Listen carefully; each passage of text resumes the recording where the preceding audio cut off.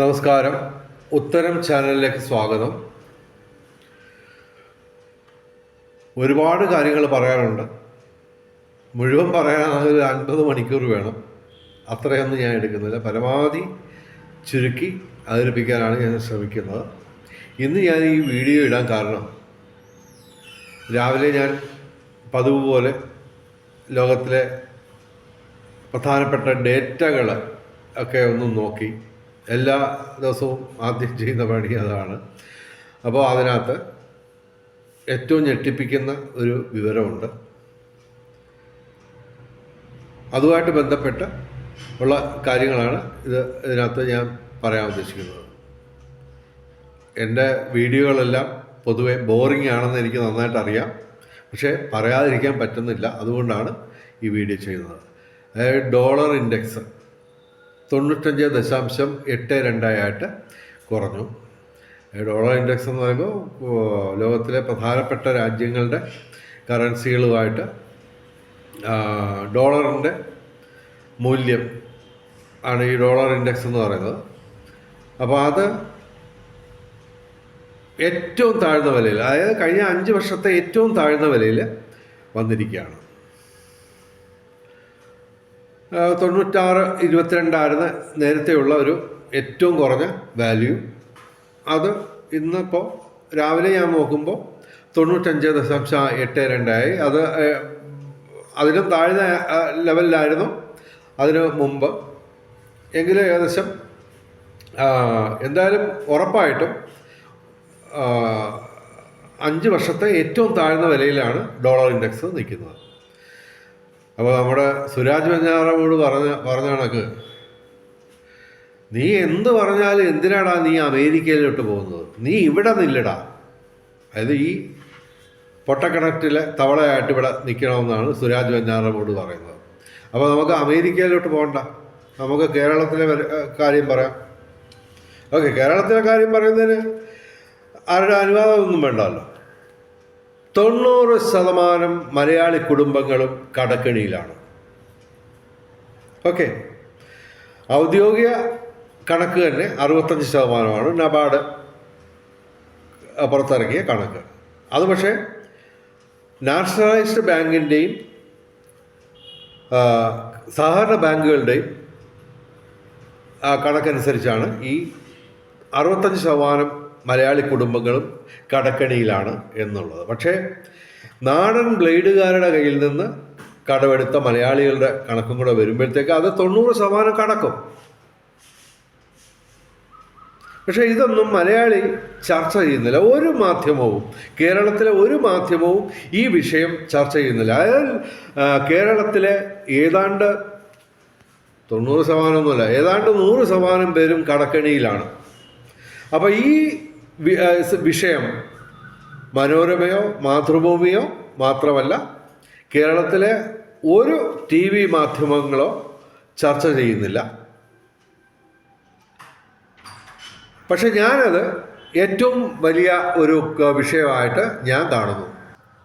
ഈ വിഷയമാണ് മലയാളി ചർച്ച ചെയ്യേണ്ടതെന്ന് ഉത്തരം ചാനൽ പറയുന്നു. കേരളത്തിൽ ഇപ്പോൾ എല്ലാ ദിവസവും TV-യിൽ അന്തിചർച്ചയുണ്ട്. മിക്കവാറും എല്ലാ ചാനലിലും ഉണ്ട്. അതിലൊക്കെ അവർ ചർച്ച ചെയ്യുന്നത് എന്താണ്? NSS-ഉം SNDP-യും ഐക്യം തുടരുമോ ഇല്ലയോ, അല്ലെങ്കിൽ BJP-ക്ക് എത്ര സീറ്റ് കിട്ടും, ഇങ്ങനെയൊക്കെയുള്ള വിവരമാണ്. പിന്നെ സ്വർണ്ണപ്പാളി, പിന്നെ വേറെ ഒരെണ്ണമുണ്ട്, എന്താ നമ്മുടെ രാഹുൽ മാങ്കൂട്ടം പുറത്തിറങ്ങത്തില്ലയോ, പത്മകുമാർ ഇനിയും 2 ആഴ്ച കഴിഞ്ഞിട്ട് വീണ്ടും ജയിലിൽ തന്നെ ആയിരിക്കും. ഇതൊക്കെയാണ് മലയാളികൾ ചർച്ച ചെയ്യുന്നത്. ഈ മലയാളികൾ സ്വയം പറയുന്നത് രാഷ്ട്രീയ പ്രബുദ്ധരാണെന്നാണ്. ഓക്കെ, എനിക്ക് ആ അഭിപ്രായം തോന്നിയിട്ടില്ല. കാരണം കേരളത്തിലെ ഏറ്റവും പ്രധാനപ്പെട്ട വിഷയം, ചർച്ച ചെയ്യേണ്ടുന്ന വിഷയം, മലയാളി കുടുംബങ്ങൾ 90%-ലധികവും കടക്കെണിയിലാണ് എന്നുള്ളതാണ്. ആ വിഷയമാണ് ചർച്ച ചെയ്യേണ്ടതാണ് ഞാൻ പറയുന്നത്. അതുകൊണ്ട് തന്നെ മറ്റാരും തന്നെ ഈ വിഷയം കൈകാര്യം ചെയ്യാത്തത് കൊണ്ടാണ് ഈ വിഷയത്തെപ്പറ്റി ഉത്തരം ചാനൽ ചർച്ച ചെയ്യുന്നത്. ഓക്കെ, ഈ വിഷയം ഉത്തരവാദിത്വ ബോധമുള്ള ഓരോ മലയാളിയും ചർച്ച ചെയ്യേണ്ടതാണ്. പൊതുവെ എല്ലാവരും പറയാം, അതൊക്കെ അങ്ങ് വിദഗ്ധന്മാരൊക്കെ അങ്ങ് നോക്കിക്കോളും. അതിലെനിക്ക് എതിരഭിപ്രായമുണ്ട്. കാരണം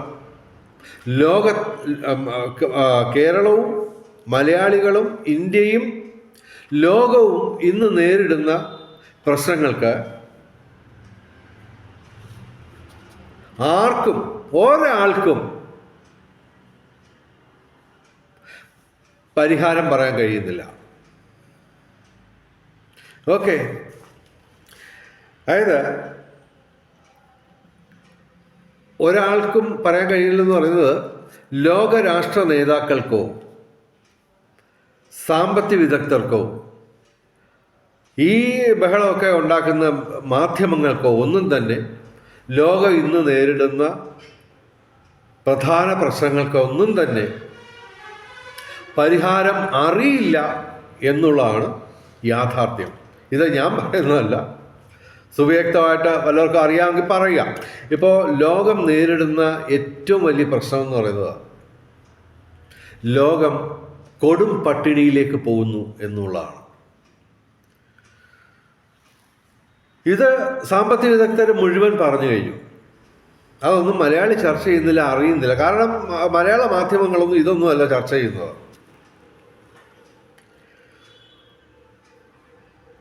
അതായത് ലോകത്തിലെ പ്രധാനപ്പെട്ട എല്ലാ പ്രമുഖ സാമ്പത്തിക വിദഗ്ധരും പറഞ്ഞു കഴിഞ്ഞു, ലോകം കൊടും പട്ടിണിയിലേക്കാണ് പോകുന്നത്.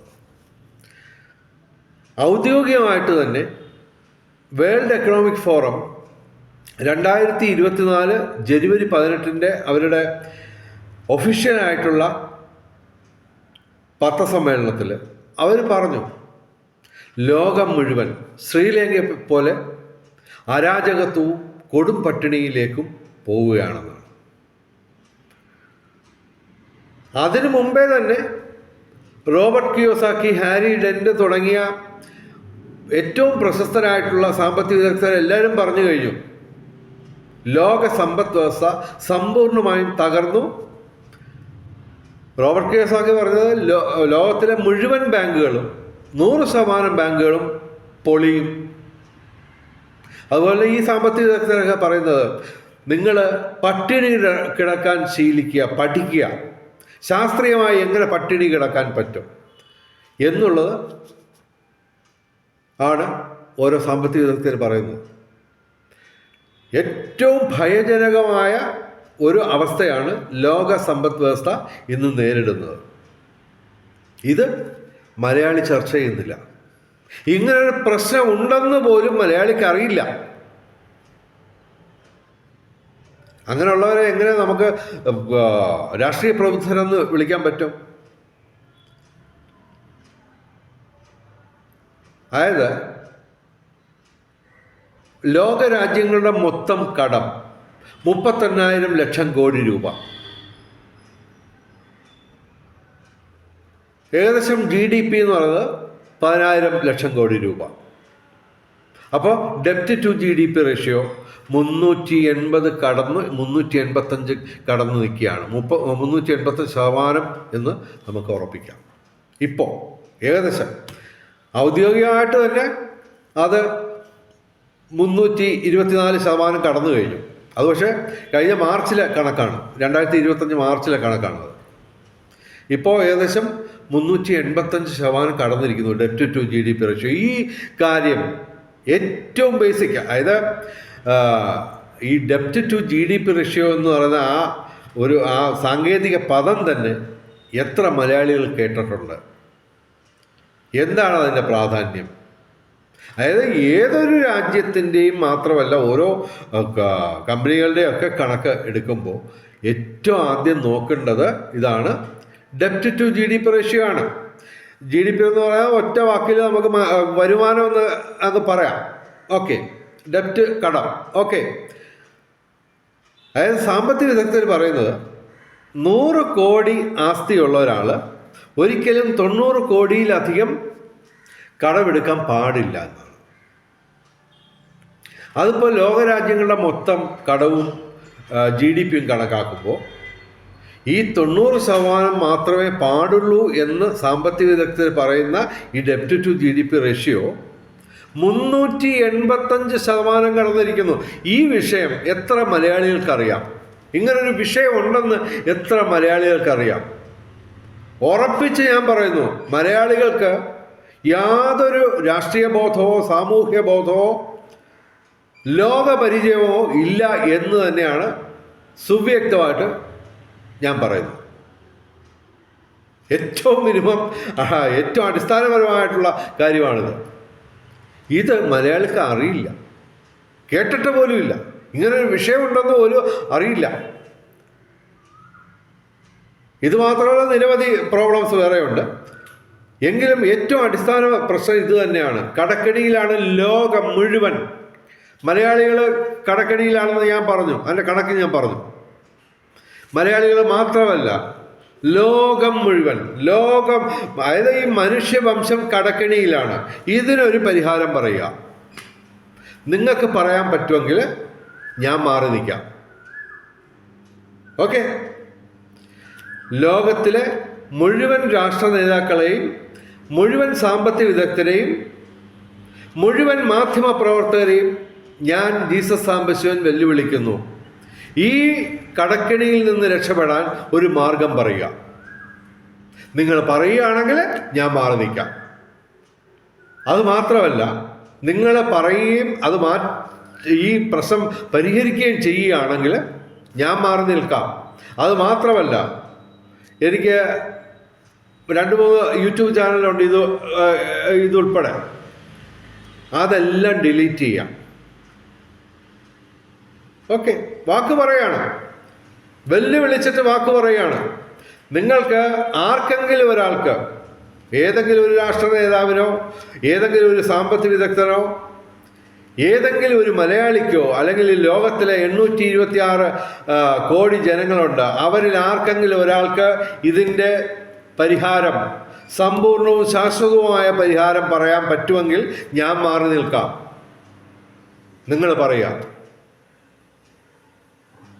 പക്ഷെ നിങ്ങൾ പറഞ്ഞില്ലെങ്കിൽ ഞാൻ പറയും. ഓക്കെ, അവിടെയാണ് പ്രശ്നം കിടക്കുന്നത്. ഓക്കെ, ഇവിടുത്തെ സാമ്പത്തിക വിദഗ്ധരൊക്കെ പറഞ്ഞിട്ടുള്ള കാര്യങ്ങളെല്ലാം തന്നെ പണ്ട് ആൾക്കാർ പറഞ്ഞിട്ടുള്ളതുമാണ്. അതെല്ലാം പരാജയപ്പെട്ട് സമ്പൂർണമായിട്ടും ലോകത്തിലെ സമ്പദ് വ്യവസ്ഥ സമ്പൂർണമായും തകർന്ന് തരിപ്പണമായി, പൊടി പോലുമില്ല കണ്ടുപിടിക്കാൻ. അതായത് ഇന്ന് 5000 കൊല്ലമായിട്ട് നിലനിൽക്കുന്ന കറൻസി ബേസ്ഡ് സിസ്റ്റം സമ്പൂർണമായും 100% സമ്പൂർണവും ശാശ്വതവുമായി തകർന്ന് തരിപ്പണമായി, പൊടി പോലുമില്ല കണ്ടുപിടിക്കാൻ. ഇങ്ങനൊരു വിഷയം ഉണ്ടെന്ന് പോലും മലയാളിക്ക് അറിയില്ല. അതെൻ്റെ കുഴപ്പമല്ല, അത് നിങ്ങളുടെ കുഴപ്പമാണ്. എന്നിട്ട് പറയുകയാണ് രാഷ്ട്രീയ പ്രബുദ്ധരാണ്.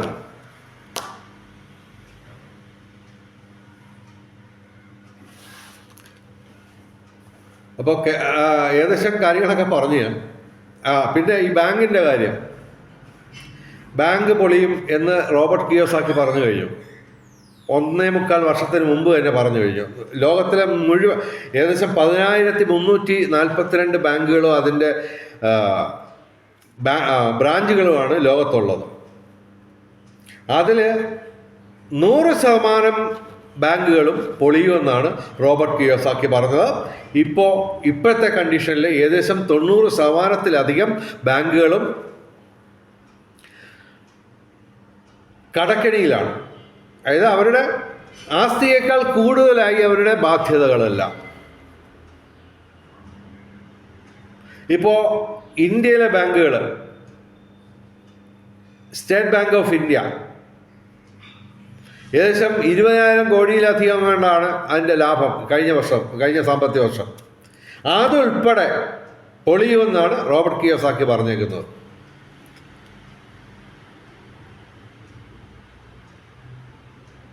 അപ്പോൾ സംഭവം ഇതാണ്. ഈ ഇപ്പോൾ ഇന്ത്യയിൽ ശരിയാണ് 8.2% ജി ഡി പി വർധനവുണ്ട്. പക്ഷേ ആ സമയത്ത് പോലും കേരള ഗവൺമെൻറ്റിന് ശമ്പളം കൊടുക്കാൻ പണമില്ലെന്നാണ് സഖാവ് പിണറായി വിജയനും സഖാവ് ബാലഗോപാലും പറയുന്നത്. നിങ്ങളൊന്ന് അഡ്ജസ്റ്റ് ചെയ്ത് പട്ടിണി കിടക്കണേ, ഞങ്ങളെ ഒന്നും ചെയ്യല്ലേ, ഞങ്ങൾക്ക് ശമ്പളം തരാൻ കാശില്ല.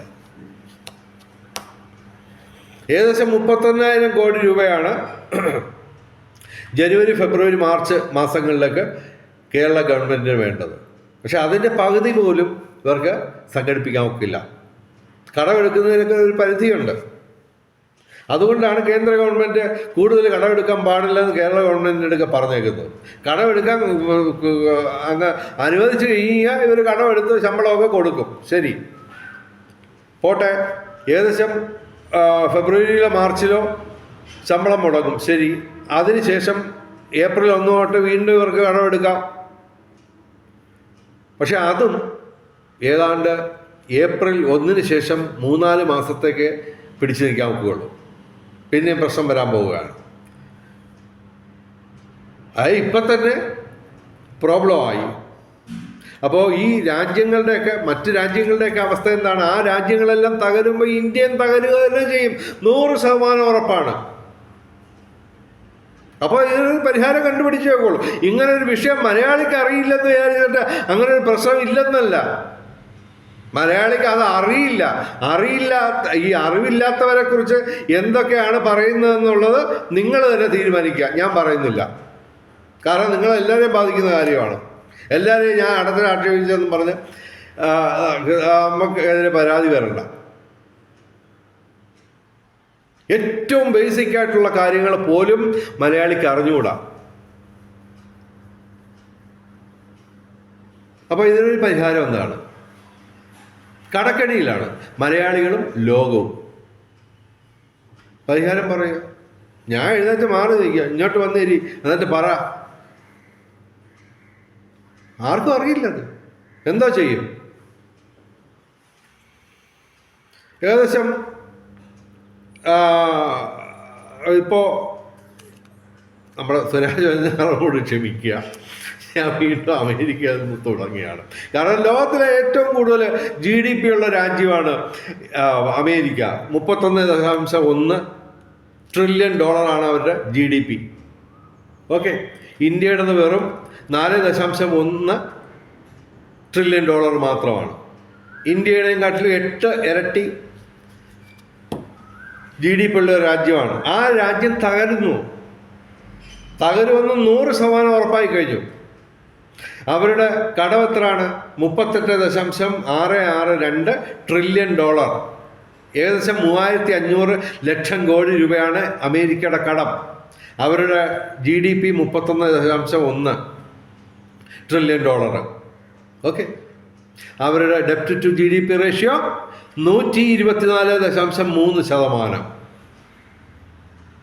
90% മേളിലാണ്. വേൾഡ് എക്കണോമിക് ഫോറം പറഞ്ഞേക്കുന്നത് ശ്രീലങ്കയെ പോലെ ആവും എല്ലാ രാജ്യങ്ങളും എന്നാണ്. കൊടും പട്ടിണിയും അരാജകത്വവും ലോകത്തെ കാത്തിരിക്കുന്നു എന്നാണ് വേൾഡ് എക്കണോമിക് ഫോറം 2024 ജനുവരി 18 ഒഫീഷ്യലായിട്ട് പറഞ്ഞത്. അത് ഓരോ ലോകത്ത് രാജ്യങ്ങളിൽ സംഭവിച്ചുകൊണ്ടിരിക്കുകയാണ്. നിങ്ങൾക്കറിയാമല്ലോ, ശ്രീലങ്കയിൽ നടന്നത് തന്നെ നേപ്പാളിലും നടന്നു. അത് ഇറാനിൽ ഇപ്പം നടന്നുകൊണ്ടിരിക്കുകയാണ്. ഇത് കൂടാതെ ഇതൊക്കെ മലയാളികൾക്ക് അറിയാവുന്ന രാജ്യങ്ങളുടെ പേരാണ്. അതായത് സമ്പൂർണമായും ഭരണ സംവിധാനം തകർന്ന രാജ്യങ്ങൾ ശ്രീലങ്ക, നേപ്പാൾ, ഇറാൻ. ഇത് മാത്രമേ മലയാളികൾക്ക് അറിയുള്ളൂ. വേറെയും രാജ്യങ്ങളിലും സംഭവങ്ങൾ നടന്നു കഴിഞ്ഞു. എത്രയോ വർഷങ്ങളായിട്ട്, വർഷങ്ങളായിട്ട്, മാസങ്ങളായിട്ട് തകർന്നുകൊണ്ടിരിക്കുകയാണ് ഓരോ രാജ്യങ്ങളും. 35-ലധികം രാജ്യങ്ങൾ തകർന്നു കഴിഞ്ഞു. ശ്രീലങ്കയെ പോലെ ആയിക്കഴിഞ്ഞു. അവിടെയൊക്കെ കലാപം അതിൻ്റെ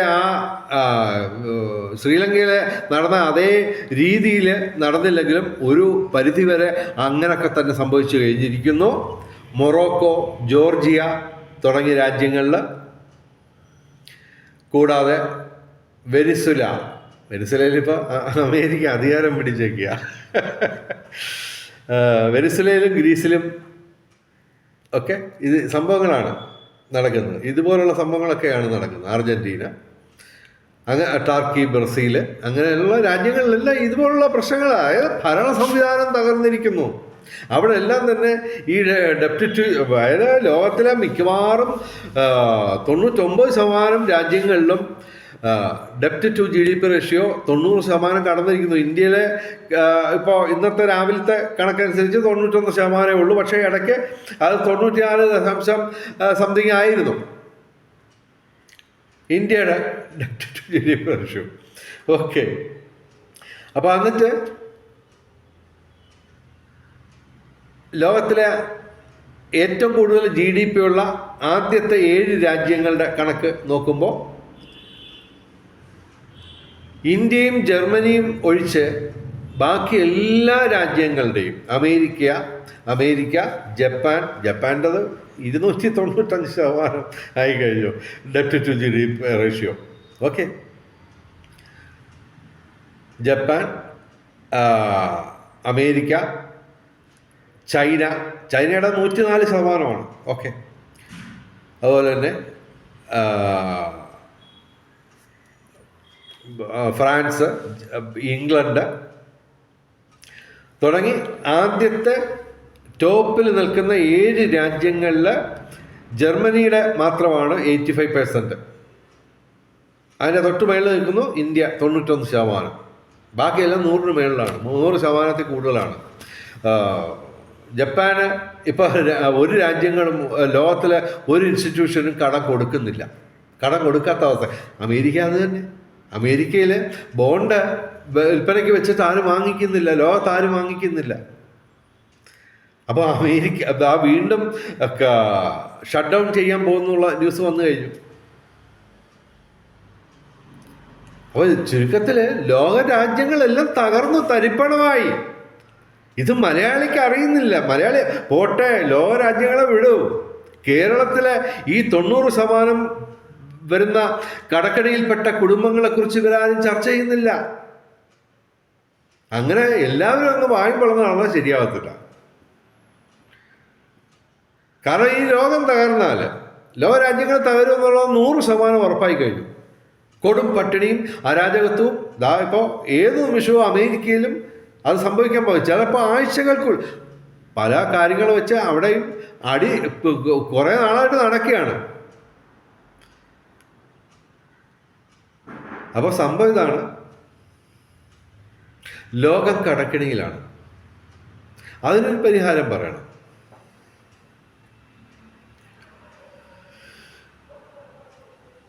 ആർക്കെങ്കിലും അറിയാമെങ്കിൽ പറയുക, ഞാൻ മാറി നിൽക്കാം. എനിക്കൊരു ഈഗോ ഇല്ല. ഈ ലോകരാജ്യങ്ങളും സമൂഹവും എല്ലാം തകർന്നു കഴിഞ്ഞാൽ എന്നെ അത് ബാധിക്കും. അതുകൊണ്ടാണ് ഞാൻ ടെൻഷൻ അടിക്കുന്നത്. എനിക്ക് ഇതിനകത്തൊന്നും ഇടപെടേണ്ട യാതൊരു കാര്യമില്ല. ആൾക്കാരെ ബോറടിപ്പിക്കാൻ വേണ്ടി ഡെപ്റ്റ് ടു GDP റേഷ്യോ എന്നും അമേരിക്ക എന്നൊക്കെ പറഞ്ഞ ആൾക്കാരെ ബോറടിപ്പിക്കേണ്ട കാര്യം എനിക്കൊന്നുമില്ല. സുഖമായിട്ട് കിടന്നുറങ്ങാൻ എനിക്ക്. കാരണം ഒരു ജോലിയും ചെയ്തില്ലെങ്കിലും എനിക്ക് സുഖമായിട്ട് കിടന്നുറങ്ങിയാലും നിരവധി തരത്തിലുള്ള വരുമാനങ്ങൾ വന്നുകൊണ്ടേയിരിക്കും. ഒരു ചെറുവിരൽ പോലും അനക്കാതെ എനിക്കിവിടെ കിടന്നുറങ്ങാം. പക്ഷെ സംഭവം ഇതാണ്, ലോകം മുഴുവൻ തകരാൻ പോവുകയാണ്, കൊടും പട്ടിണിയിലേക്ക് പോകാൻ പോവുകയാണ്.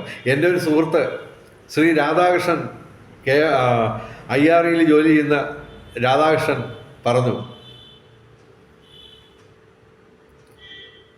നീ ആ തമിഴ്നാട്ടിലും ആന്ധ്രാപ്രദേശിലും ഒക്കെ ചെന്ന് നോക്ക്, അവിടെയൊക്കെ കൃഷി ചെയ്യുന്നത് നോക്ക്.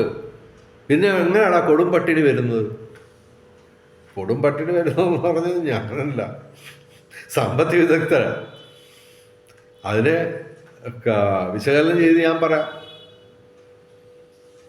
ഈ കൃഷി ചെയ്യുന്നതിന് പണം വേണം. കർഷകരൊക്കെ കടക്കണിയിൽപ്പെട്ട് ആത്മഹത്യ ചെയ്തുകൊണ്ടിരിക്കുകയാണ്. ഇപ്പം ലോകത്തിലെ മുഴുവൻ പണവും എങ്ങോട്ടാ പോകുന്നത്? സ്വർണത്തിലേക്ക് പോയാണ്.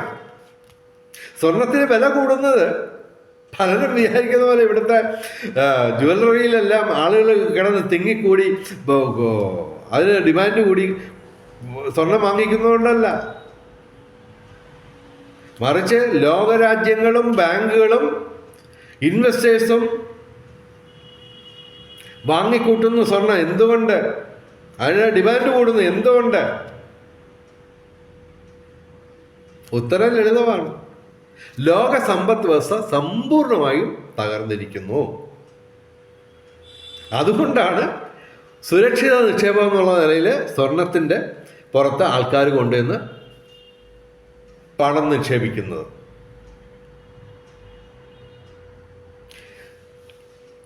ഈ സ്വർണത്തിന് വില കൂടുന്നത് ലളിതമായിട്ട് പറഞ്ഞാൽ ഇതാണ്: ലോക സമ്പദ് വ്യവസ്ഥ തകർന്നിരിക്കുന്നു.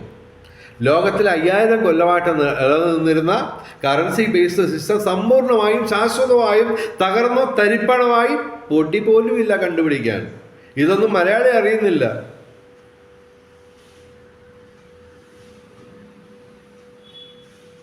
അപ്പോൾ ആൾക്കാരെല്ലാം സ്വർണത്തിലേക്ക് പണം കൊണ്ട് നിക്ഷേപിക്കുകയാണ്. പിന്നെ വേറൊരു സംഭവമുണ്ട്, ആയുധങ്ങൾ. അപ്പോൾ ആയുധങ്ങളിലേക്കും സ്വർണത്തിലേക്കും പണം ചെന്ന് കുമിഞ്ഞുകൂടിയാണ്. അപ്പോൾ സ്വാഭാവികമായിട്ടും മറ്റ് രംഗങ്ങളിൽ പണമില്ലാതാവും. കൃഷി ചെയ്യാൻ തന്നെ പണമില്ലാതാവും.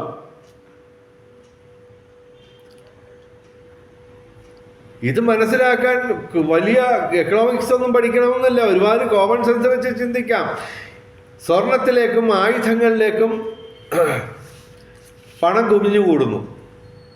അപ്പോൾ സ്വാഭാവികമായിട്ടും മറ്റ് രംഗങ്ങളിൽ പണമില്ലാതാവും. ചെറിയ കോമൺ സെൻസ് വെച്ച് മനസ്സിലാക്കാവുന്നേ ഉള്ളൂ. അപ്പോൾ അങ്ങനെ വരുമ്പോൾ തീർച്ചയായിട്ടും പടിപടിയായിട്ട് കാലക്രമേണ കൃഷി ചെയ്യാൻ പണമില്ലാതാവും. ഓക്കെ, കേരളത്തിലെ അവസ്ഥ, കൃഷിയുടെ അവസ്ഥ എന്തുവാണ്? ഞാൻ പറയാതെ തന്നെ നിങ്ങൾക്കറിയാം. അപ്പോൾ സ്വാഭാവികമായിട്ടും ഭക്ഷ്യോൽപാദനം കുറയുന്നു, ജനസംഖ്യ കൂടുന്നു, കൃഷി ചെയ്യാൻ പണമില്ല. അപ്പോൾ കൂടുതൽ ഭക്ഷ്യക്ഷാമം ഉണ്ടാവും. അത് മാത്രമല്ല, ഉള്ളവരൊക്കെ വലിയ വിലയും കൊടുക്കണം. ഇപ്പോൾ ഇന്ത്യയിൽ നിന്ന് അരിയുടെയും ഗോതമ്പിൻ്റെയും കയറ്റുമതി നിരോധിച്ചു. ഏകദേശം 10-12 മാസമായിട്ട് അതാണ് അവസ്ഥ. എന്തുകൊണ്ടാണ്? ലോകത്തിലെ ഗോതമ്പിൻ്റെ പ്രൊഡക്ഷൻ കുറഞ്ഞു. പല കാരണങ്ങളുമുണ്ട്. റഷ്യയും യുക്രൈൻ യുദ്ധം, പിന്നെ കാലാവസ്ഥ വ്യതിയാനം, ചിലയിടത്ത് മഴ പെയ്യുന്നില്ല, ചിലയിടത്ത് വെള്ളപ്പൊക്കം, അങ്ങനെയൊക്കെ കൃഷി നശിക്കുന്നു. അങ്ങനെ ലോകത്തിലെ ഭക്ഷ്യോൽപാദനം ഗണ്യമായി കുറയുകയും അങ്ങനെ ഗോതമ്പിൻ്റെ വില കൂടുകയും ചെയ്തു. അതുമായിട്ട് ബന്ധപ്പെട്ടാണ് ഏകദേശം 10 മാസത്തിന് മുമ്പ് ഇന്ത്യൻ ഗവൺമെൻറ് ഗോതമ്പിൻ്റെയും അരിയുടെയും കയറ്റുമതി നിരോധിച്ചു. ലോകത്തിലെ മറ്റെല്ലാ രാജ്യങ്ങളും തകർന്നുകൊണ്ടിരിക്കുകയാണ്. അതിന് നമുക്കെന്തോന്ന് ചോദിച്ചു കഴിഞ്ഞാൽ, അവർ അങ്ങനെയുള്ള രാജ്യങ്ങളുമായിട്ടാണ് ഇന്ത്യക്ക് വ്യാപാര ബന്ധമുള്ളത്. അപ്പോൾ സ്വാഭാവികമായിട്ടും ഇന്ത്യ അത് ബാധിക്കും. ലോകരാജ്യങ്ങളെല്ലാം തകരുമ്പോൾ ഇന്ത്യയും തകരും, ഡെഫിനറ്റാണ്. ഇതാ ഇപ്പോൾ ഇവിടെ കേരളത്തിൽ ഇതൊന്നും സംഭവിക്കാതെ തന്നെ ഉദ്യോഗസ്ഥർക്ക് ശമ്പളം കൊടുക്കാൻ പണമില്ല.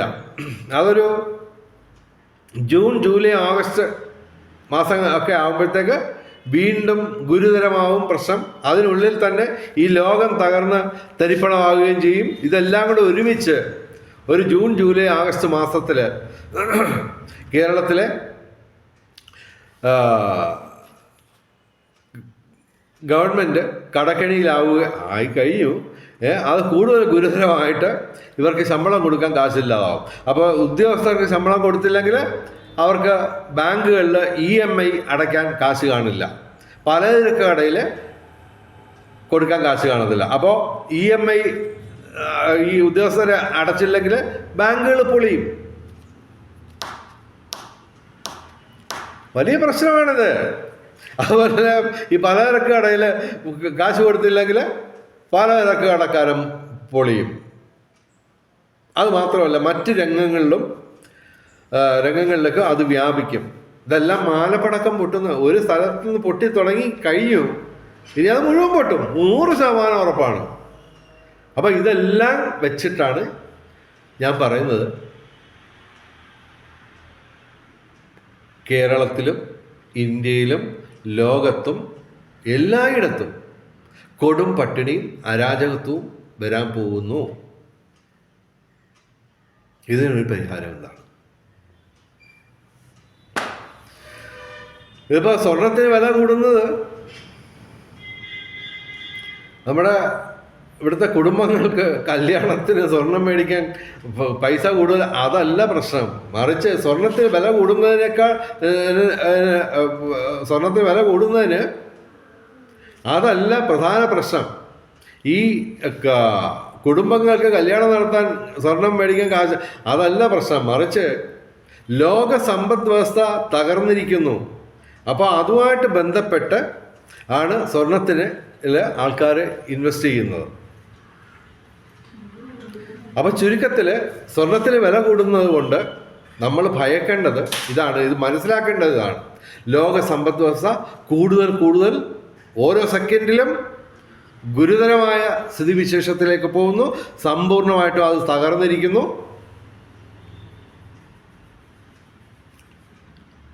അപ്പോൾ കൃത്യമായിട്ട് ഞാൻ എപ്പോഴും പറയുന്ന ഒരു കാര്യമാണ്, അതായത് കറൻസി ബേസ്ഡ് സിസ്റ്റം അശാസ്ത്രീയമാണ്. അതിൻ്റെ തെളിവാണ് ഇപ്പോൾ കണ്ടു. ഏതാണ്ട് 20 വർഷത്തിന് മുമ്പ് ഞാൻ പറഞ്ഞു, ഇത് അശാസ്ത്രീയമായ ഒരു സാമൂഹ്യ സാമ്പത്തിക വ്യവസ്ഥയാണ്. ഇത് തകരുക തന്നെ ചെയ്യും. അത് തകർന്നു കഴിഞ്ഞു. അത് മലയാളി അറിയാത്തത് എൻ്റെ കുഴപ്പമല്ല. അപ്പോൾ ഇതിനൊരു പരിഹാരം, ഇതിനൊരു ആൾട്ടർനേറ്റീവ് വേണം, പറഞ്ഞേ വെക്കുകയുള്ളൂ. അത് വിദഗ്ധന്മാർ നോക്കിക്കൊള്ളാമെന്ന് പറഞ്ഞ് മാറാൻ പറ്റത്തില്ല. കാരണം അവർക്കും അറിയത്തില്ല എന്തോ ചെയ്യണമെന്ന്. ഒരാൾക്കും അറിയത്തില്ല എന്ത് ചെയ്യണം. ഈ കടക്കെണിയിൽ നിന്ന് രക്ഷപ്പെടാൻ എന്തെങ്കിലും ഒരു മാർഗമുണ്ടോ? ആർക്കും അറിയില്ല. അറിയാമെങ്കിൽ പറ, ഞാൻ മാറി നിൽക്കാം. ഞാൻ ആരെയും ബോറടിപ്പിക്കത്തില്ല. കറൻസി ഇല്ലാത്ത ലോകവും പറയത്തില്ല. ഈ ചാനലുകൾ തന്നെ ഞാൻ ഡിലീറ്റ് ചെയ്യാം. പക്ഷേ അത് ആർക്കും അറിയില്ല. അപ്പോൾ എൻ്റെ ഒരു എളിയ നിർദ്ദേശം ഞാൻ പറയുന്നു, കറൻസി രഹിത വ്യവസ്ഥ, അതിനെപ്പറ്റി ഡോക്ടർ മാർട്ടിൻ പാട്രിക് സാറിനെ പോലുള്ള ഇതിനെപ്പറ്റി ആധികാരികമായിട്ട് സംസാരിക്കാൻ കഴിവുള്ള യോഗ്യതയുള്ള ആൾക്കാർ 12 വർഷം ഇതിനെക്കുറിച്ച് പഠിച്ചതിന് ശേഷം അദ്ദേഹം ഒരു വീഡിയോ ചെയ്തിട്ടുണ്ട്. അത് ദയവായി എല്ലാവരും കാണുക. കറൻസി രഹിത വ്യവസ്ഥ അല്ലെങ്കിൽ കറൻസി ഫ്രീ സിസ്റ്റം എന്ന് നിങ്ങൾ യൂട്യൂബിൽ സെർച്ച് ചെയ്താൽ അതിൻ്റെ വീഡിയോ കാണാം. ഞാനും വീഡിയോകൾ ചെയ്തിട്ടുണ്ട്, അതും കാണാൻ. കറൻസി രഹിത വ്യവസ്ഥ എന്ന് മലയാളത്തിലോ കറൻസി ഫ്രീ സിസ്റ്റം എന്ന് ഇംഗ്ലീഷിലോ യൂട്യൂബിൽ സെർച്ച് ചെയ്താൽ അതിൻ്റെ വീഡിയോകൾ കാണാം. ഈ കറൻസി രഹിത വ്യവസ്ഥയെക്കുറിച്ച് ഒറ്റ വാക്യം പറയാം, ഒരു നിർവചനം. ഭൂമിയിലെ പ്രകൃതി സമ്പത്തും ടെക്നോളജിയും ടെക്നിക്കൽ എക്യുപ്മെൻസും അതുപോലെ മാൻ പവറോ ഗവൺമെൻറ്റുകൾക്ക് പണത്തിൻ്റെ തടസ്സം കൂടാതെ സ്വതന്ത്രമായി ഉപയോഗിക്കാൻ കഴിഞ്ഞാൽ നമുക്ക് വെറും 100 ദിവസം കൊണ്ട് ലോകം സമ്പൽ സമൃദ്ധമാക്കാം എന്നാണ് കറൻസി രഹിത വ്യവസ്ഥയെക്കുറിച്ച് ഞാൻ പറയുന്ന ആദ്യത്തെ വാചകം. അത് പൂർണ്ണമായിട്ട് അവതരിപ്പിക്കണമെങ്കിൽ 3 മണിക്കൂർ വേണം. 10-20 മിനിറ്റൊക്കെ കൊണ്ട് ഞാൻ അതിനെക്കുറിച്ച് ഒരു ചെറിയ പൂർണ്ണ രൂപം അല്ലെങ്കിൽ ഒരു ചെറിയ രൂപം ഞാനും ചെയ്തിട്ടുണ്ട്. ആ കറൻസി രഹിത വ്യവസ്ഥയുടെ അടിസ്ഥാന പ്രമാണങ്ങൾ 7 മിനിറ്റ് കൊണ്ട് ഡോക്ടർ മാർട്ടിൻ പാട്രിക് സാറും വീഡിയോ ചെയ്തിട്ടുണ്ട്. അതൊക്കെ കാണാൻ ശ്രമിക്കാം. അപ്പോൾ ഞാൻ തൽക്കാലം വിട വാങ്ങുന്നു. ഇനിയും ഞാൻ വരും, നിങ്ങളെ ബോറടിപ്പിക്കുക തന്നെ ചെയ്യും. എൻ്റെ നാവ് അടക്കണമെങ്കിൽ ഒന്നുകിൽ നിങ്ങൾ ഒരു പരിഹാരം പറയുക, അതല്ലെങ്കിൽ ഈ ഇന്ന് ലോകം നേരിടുന്ന പ്രശ്നങ്ങൾ സമ്പൂർണവും ശാശ്വതവുമായിട്ട് പരിഹരിക്കാൻ ലോക ഗവൺമെൻറ്റുകൾക്കാവണം. ഇത് രണ്ടിൽ ഏതെങ്കിലും ഒരെണ്ണം സംഭവിച്ചില്ലെങ്കിൽ ഞാൻ വീണ്ടും വരും, നിങ്ങളെ ശല്യപ്പെടുത്തുക തന്നെ ചെയ്യും, ബോറടിപ്പിക്കുക തന്നെ ചെയ്യും.